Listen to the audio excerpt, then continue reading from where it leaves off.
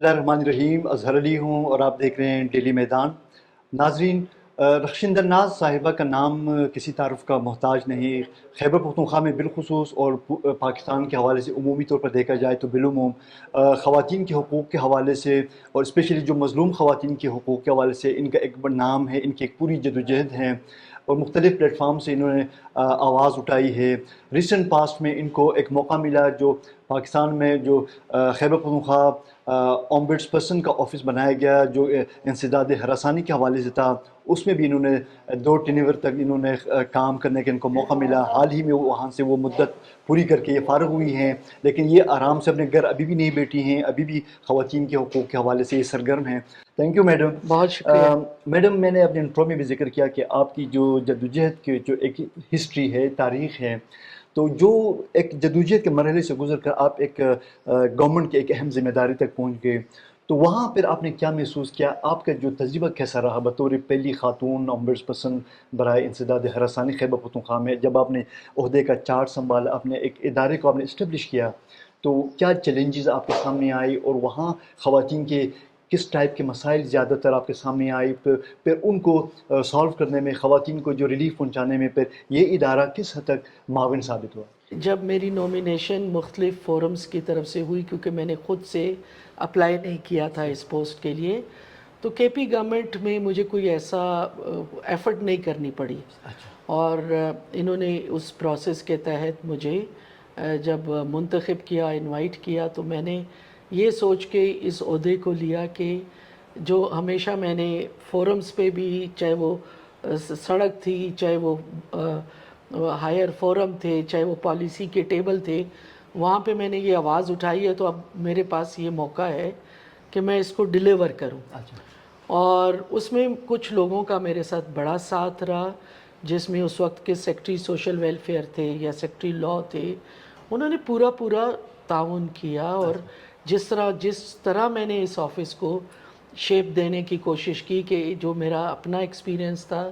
पाकिस्तान में या जो पाकिस्तान से बाहर मैंने कुछ अरसा गुजारा, वहाँ से जो मेरी लर्निंग हुई, साउथ एशिया की जो लर्निंग थी कि एक बेस्ट इंस्टीट्यूशन क्या होना चाहिए, तो उसमें मुझे कोई रेजिस्टेंस नहीं आई। ना मुझे पॉलिटिकल जो थी, जो आपका अथॉरिटीज़ थी, जिसमें लॉ मिनिस्टर का मैं डेफिनेटली ज़िक्र करूँगी कि उस वक्त जो लॉ मिनिस्टर थे वो बहुत कोऑपरेटिव थे और सब इदारों ने किया। असल चैलेंज मेरे लिए जो आया, जो मैं अब चैलेंजेस की तरफ आ रही हूँ, कि ये पाकिस्तान में जो वुमेन मशीनरी जिसको हम कहते हैं, जिसमें चाहे आपका commission on the status of women है, चाहे ये ओम्बड्स पर्सन का इदारा था, या वुमेन डेवलपमेंट का डिपार्टमेंट है, या वुमेन यूनिवर्सिटी है, तो ये वो सारे इदारे हैं जो वुमेन स्पेसिफिक बनते हैं, हम उसको वुमेन मशीनरी कहते हैं। जो रियासत की तरफ हो, जो औरतों की एडवांसमेंट के लिए, उनकी जो है ना एम्पावरमेंट के लिए काम करते हैं। इसका एक कयास है। वो आज से 6 साल पहले भी था, वो आज से 15 साल पहले भी था। उसमें कुछ चीज़ों में बेहतरी आई है, लेकिन एक इंस्टीट्यूशन और ख़ास तौर पे जो एक्ट ऑफ द पार्लियामेंट के तहत बने, उसका बड़ा कयास है कि लॉ क्या कहता है, इदारे के तहत लॉ के का मैंडेट क्या है, और आपने उसको बजट क्या प्रोवाइड करना है, उसको स्टाफ क्या प्रोवाइड करना है। क्योंकि किसी एक सिंगल पर्सन को अपॉइंट कर देने से इदारे नहीं बनते। इदारे तब बनते हैं कि जो लॉ का मैंडेट है, और लॉ के मैंडेट के मुताबिक आपने एक इंफ्रास्ट्रक्चर बनाना होता है। और मैं समझती हूँ कि उस इंफ्रास्ट्रक्चर पे जो है ना हमारी ब्यूरोक्रेसी भी के अंदर भी अंडरस्टैंडिंग की एक केओस था। और हमारे जो पॉलिटिकल फोरम, क्योंकि मैंने इस पीरियड में जहाँ पे मैं औरतों को हैरासमेंट के ख़िलाफ़ प्रोटेक्शन की कोशिश कर रही थी, वहाँ पे हम चाह रहे थे कि 2022 की अमेंडमेंट को अडॉप्ट कर लिया जाए, ताकि हैरासमेंट का जो एक्ट का जो के तहत ये फोरम बना है, तो औरतों को जो हैरासमेंट एडमिनिस्ट्रेटिव इश्यूज़ में है, तो उसमें भी उनको मदद मिले कि वो इसी फोरम से अपने लिए रिलीफ लें, और इसी तरह जो सेक्सुअल हरासमेंट है उसके लिए भी लें। तो फिर जब हम केसेस को अपने पास से, क्योंकि आपने एक्ट के तहत चलना है, उनको जब हम भिजवाते थे वापस, تو عورتوں کا ہمیشہ گلہ ہوتا تھا کہ آپ تو ایک خاتون اومبڈس پرسن ہیں تو آپ ہمیں ریلیف نہیں دے رہی. تو ہم کہتے تھے کہ دیکھیں ایک جج کی جو پوزیشن ہے, ایک محتسب کی جو پوزیشن ہے, وہ لاء کو انٹرپریٹ کرنے کی ہے. اس کے پاس لاء سے باہر نکل کے پرسنل اتھارٹی نہیں ہے اور نہ ہونی چاہیے. ٹھیک ہے, سوو موٹو جیسے نہیں تھا, اینڈ آئی ایم ہیپی کہ سوو موٹو نہیں تھا کیونکہ یہ پاکستان میں بڑا مس یوز بھی ہوا. پھر اسی طرح جیسے ساتھ میں اسی ایک نائیو انسٹیٹیوشن جو بنایا ایڈمنسٹریٹیولی, لاء وائز بڑا اسٹرانگ تھا, تو پراپرٹی کا ایکٹ اس کی طرف ٹرانسفر کر دیا. تو آپ سوچیں کہ یہ ادارہ جو ہے وہ انیشلی 58 کے سٹرکچر سے چلنا چاہیے تھا, 58 کے ایٹ لیسٹ اسٹاف ہونا چاہیے تھا.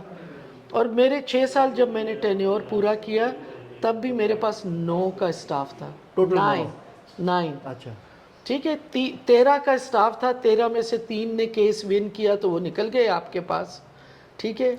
ایک جو تھا وہ اس کی ڈیتھ ہو گئی تو پیچھے آپ کے پاس 9 رہ گئے. اور باقی کا جو اسٹاف تھا وہ پھر بڑی مشکل سے ادھر ادھر سے کوئی ڈیپوٹیشن پہ پکڑ کے لائے. کچھ اسٹاف ہم جو ہے نا وہ یو این کے اداروں نے سپورٹ کر دیا. تو سب سے بڑا چیلنج تو یہ تھا. جو ایک سیکنڈ چیلنج تھا کہ یہ خاص طور پہ میں جب ہراسمنٹ کی بات کرتی ہوں کہ ہر ادارہ چاہے وہ کارپوریشن ہے, ایسوسی ایشن ہے, تعلیمی ادارہ ہے, یہ وہ ادارہ ہے, اس میں ایک چیلنج یہ آتا تھا کہ ہم اپنی پوری کوشش کر رہے تھے. میں نے اخبارات میں آپ جیسے لوگوں کا سہارا لیا, نوٹس ایشو کیے, ٹیمیں ترتیب دیں کہ وہ جا کے ادھر پروگرام کریں, اویئرنیس کریں, مانیٹرنگ وزٹ پلان کیے کہ وہ ایک جیسے آپ کے جو سوسائٹی کے سول سوسائٹی کے گروپ ہیں ان کی رپورٹس بنوائیں کہ تاکہ جہاں جہاں پتہ چلے کہ وہاں پہ جا کے کوڈ آف کنڈکٹ ڈسپلے کیا جائے. اسٹینڈنگ انکوائری کمیٹیز جن کو اینٹی ہراسمنٹ کمیٹی کہتے ہیں وہ فارم کی جائیں. اس میں ہم کافی حد تک کامیاب بھی ہوئے. لیکن جو کمیٹی ممبران تھے ان کے لیے یو این ویمن کی مدد سے اور یو این ڈی پی کی مدد سے باقاعدہ اورینٹیشن سیشنز بھی کیے گئے, بلکہ اسی پریمیسز میں بھی ہوئے, یونیورسٹیوں میں بھی ہوئے. لیکن ہوتا یہ تھا کہ جن کو کمیٹی ممبران بنایا جاتا تھا, جنہوں نے ہراسمنٹ کے خلاف ایک ڈیٹرنس کا رول اپنے اداروں میں کرنا تھا, وہی ریزسٹنس میں آتے تھے. وہ کوشش کرتے تھے کہ کوئی خاتون اگر یا لڑکی یا کوئی خاتون آئی ہے تو وہ اس کو ڈرائیں کہ تمہارا ہراسمنٹ کا کیس ہوگا, یہ جیسے وکٹم بلیمنگ ہوتا ہے نا, تمہاری بدنامی ہو جائے گی. تو رادر دین کہ ہراسر کے خلاف کھڑے ہوں, وہ جو وکٹم ہوتی تھی ہراسمنٹ کی اس کو ڈسکریج, اور کمیٹی ممبر پائے گئے ڈسکریجمنٹ میں. پھر اس کے لیے میں نے کچھ تھوڑی بہت کوشش یہ کی کہ جہاں پہ میرے نالج میں آیا کہ کمیٹی نے پرفارم نہیں کیا, میں نے ان کمیٹیز کو بھی فائن کیا. پھر یہاں پہ ایک ہمارے ساتھ یہ بھی تھا کہ ود ان انسٹیٹیوشنز بھی, کیونکہ ہماری جو ہائر اتھارٹی تھی جو رپورٹنگ ہوتی تھی وہ گورنر سیکریٹریٹ میں ہوتی تھی. تو مجھے یہ بھی کئی دفعہ چیلنج آتا تھا کہ جو گورنر سیکریٹریٹ میں جو ٹیم بیٹھی ہے, لیگل ٹیم بیٹھی ہے, وہ بھی فلی کنونس نہیں ہے. وہ بھی گورنر کو اس طرح گائیڈ نہیں کری. جیسے فار ایگزامپل ہمارے پاس بیسٹ ایگزامپل یہ تھی کہ جب عارف الوی پریزیڈنٹ تھے تو ان کی پوری سپورٹ تھی فیڈرل اومبڈس پرسن کے آفس کو.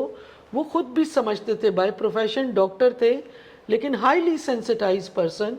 کہ وہ ہراسمنٹ کے کیسز کو جس طرح خود ریویو کرتے تھے, لیگل ٹیم پہ ڈیپینڈنٹ نہیں تھے. انہوں نے بڑی اچھی ایگزامپل سیٹ کی. اس طرح کی سپورٹ مجھے نہیں پتا کہ آگے اب کیا ہوگا. جو میرے بعد جو خاتون آ رہی ہیں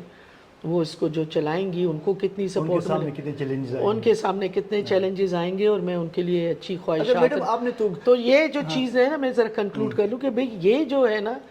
صرف لاء کا ایک طرف انفراسٹرکچر کا تھا, دوسرا لاء کی انڈرسٹینڈنگ کا تھا, تیسرا جو چیلنج تھا بجٹ کا تھا, اور چوتھا جو چیلنج تھا کہ اگر لوگ آپ کے سینسٹائز ہوں, بجٹ نہ ہو انفراسٹرکچر نہ ہو, پھر بھی وہ آپ کو کچھ نہ کچھ ڈیلیور کرتے ہیں. تو تو یہ ایک بہت بڑے چیلنجز کو میں نے بالکل تھوڑا سا اچھا میڈم، ایک تو مطلب جو ایڈمنسٹریٹو یا انسٹیٹیوشنل جو چیلنجز جن کا آپ نے تفصیل سے ذکر کیا، تو عمومی جو اس ادارے کی فعالیت کے حوالے سے جو اس صوبے کے عوام کا ان کا کیا رسپانس تھا، اسپیشلی جو خواتین جن کے نام پہ یہ ادارہ قائم کیا گیا تھا، تو وہاں سے کیا عام لوگ جو اداروں سے ہٹ کے جو مثلا جب جہاں جہاں اداروں میں اس قسم کی ہیرسمنٹ کمیٹیز قائم تھیں، تعلیمی اداروں میں، سرکاری گورنمنٹ کے آفیسز میں، اس سے ہٹ کے عام لوگ، وہ خواتین کی جو گھروں میں ہوتی ہیں، وہ اپنے حقوق کے حوالے سے وہ کتنا اویئر تھے کہ ہمارے حقوق کے لیے ایک ادارہ قائم ہے، تو ان کا کیا رسپانس تھا؟ کیا انڈیپینڈنٹ خواتین بھی آپ سے رجوع کر رہی تھیں؟ دیکھیے رجوع کیا، اگر آپ ریکارڈ اٹھا کے دیکھیں نا، تورغر جیسے علاقے سے واٹس ایپ کا جب ہم نے کووڈ کا 19 میں نے ٹیم سے کہا کہ ہم آن لائن شروع کرتے ہیں، پھر ہم نے اس کو پرماننٹ فیچر بنا لیا، اور رادر دین کہ ہم اسکائپ اور زوم پہ جاتے ہیں، ہم نے کہا عورتیں واٹس ایپ پہ اپیئر ہوں، بزرگ شہری واٹس ایپ پہ بالکل، اپیئر کئی بار آپ کے آفس میں تو آپ نے دیکھا، تو اس سے یہ ہوا کہ ہمارے پاس نارتھ وزیرستان، ساؤتھ وزیرستان، پھر اس کے بعد ہمارے پاس جو ہے تورغر، کوہستان، مانسیرا، اپر دیر، یہ وہ تھے کہ ایکسیسیبلٹی. لیکن یہ جو ایک پرابلم ہے نا لا کی، آپ دیکھیں کہ 14 مارچ کو میں نے آفس جب اپنا ٹینیور کمپلیٹ کیا، اور آج میں انٹرویو جو آپ کو دے رہی ہوں، اپوائنٹ تو ہو گئی ہے خاتون، لیکن گورنمنٹ نے ابھی تک فنکشنل نہیں کیا. تو وہ جو ایک سپیڈ اپ کیا تھا، وہ اس کے اوپر بڑا گیپ آیا، ظاہر بات ہے، لوگوں کا ٹرسٹ اس میں گیا ہے کہ اچھا پھر یہ بھی ایسا ہی ایک ادارہ ہے، وہ کنٹینیوٹی نہیں رہی ہے، کنٹینیوٹی نہیں رہی. اور پھر وہ چیزیں، اور خاص طور پہ جو پراپرٹی کے کیسز تھے نا،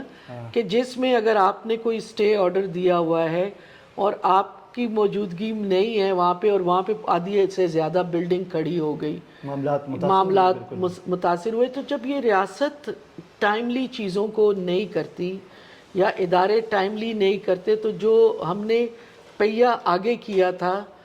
وہ پہیا پہلے لوگ بھی افیکٹ ہوئے ہیں، اور نئے لوگوں پہ اپنا ٹرسٹ بلڈ کرنے میں ہمیں ٹائم لگا. میڈم، بطور صوبائی محتسب، آپ کا ٹینیور کا کوئی خاص ایک یادگار کوئی ایک کیس جو ہمارے ناظرین کے لیے آپ شیئر کرنا چاہیں؟ دیکھیے، میں سمجھتی ہوں کہ چاہے وہ ہراسمنٹ کا کیس تھا، چاہے وہ پراپرٹی کا تھا، ان کو ابھی میں ڈاکومنٹ بھی کر رہی ہوں بیسٹ پریکٹسز کو. ایک تو میں سمجھتی ہوں کہ جو خواتین کا اسٹار مارکیٹنگ کا جو کیس تھا، کہ پراپرٹی کا، کہ جو ایک خواتین نے کا کیس ہائی کورٹ لیول پہ انڈورس ہوا. ایک تو میں سمجھتی ہوں کہ کیسز بہت زیادہ ہیں، اور ہائی کورٹ پشاور کو اگر اکنالج نہ کیا جائے تو یہ زیادتی ہوگی، کہ 98% کیسز کو جب ہائی کورٹ نے انڈورس کیا تو عورتوں کے پاس، تو اس میں یہ جس کیس کا میں نے آپ کو پراپرٹی کا ذکر کیا ہے وہ بھی کیس تھا. پھر اسی طرح جو ہے وہ ہراسمنٹ میں جب اسلامیہ کالج کا جو کیس تھا، کہ جس میں باوجود پولیٹیکل پریشر بھی تھا، ایڈمنسٹریشن کے اندر بھی ان کی سمپتھیز تھیں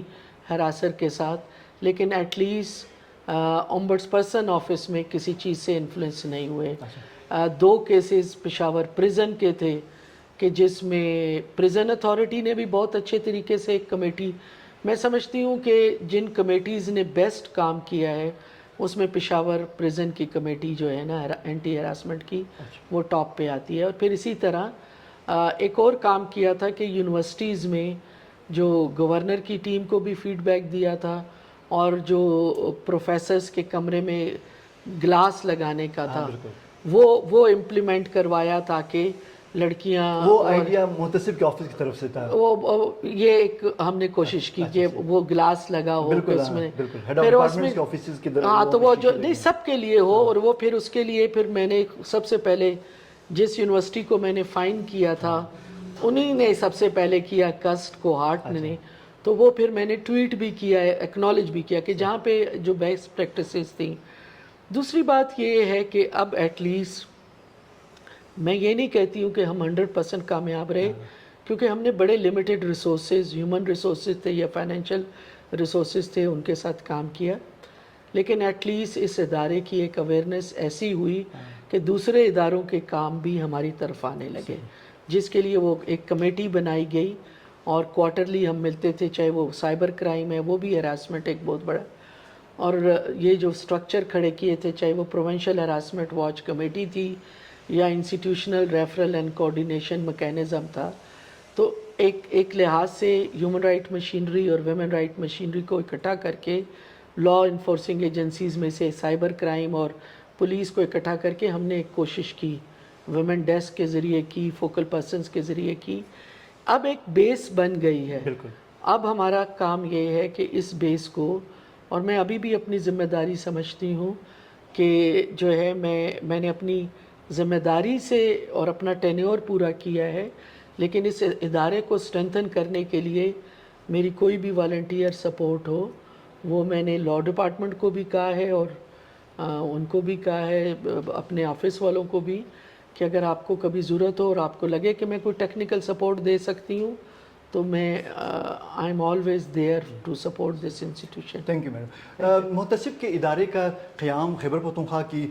تاریخ کا ایک ایسا قدم تھا کہ جس سے خواتین کے حقوق کے حوالے سے جو ایک جدوجہد تھی، جو ایک اسٹرگل تھی، اس کو زبردست تقویت ملی، اور اس ادارے نے باوجود کہ چیلنجز درپیش تھے، میڈم رخشندہ ناز کی سربراہی میں جس انداز میں خواتین کو بہت ساری کیسز جو کہ جائیداد میں یا ہراسانی میں، ڈومیسٹک وائلنس کے کیسز میں کیسز کیے ہیں، وہ ریکارڈ پہ ہیں، اور ہم امید کرتے ہیں کہ جو آنے والی جو صوبائی جو خاتون محتسب ہیں وہ بھی میڈم کے نقش قدم میں چلتے ہوئے اس ادارے کو مزید آگے لے جائے گی، تاکہ اس ادارے کو ایک مؤثر ریلیف کے ادارے کے طور پر یہاں جانا جائے. کیمرہ مین اسد علی کے ساتھ اظہر علی کو اجازت دیجیے. اللہ حافظ.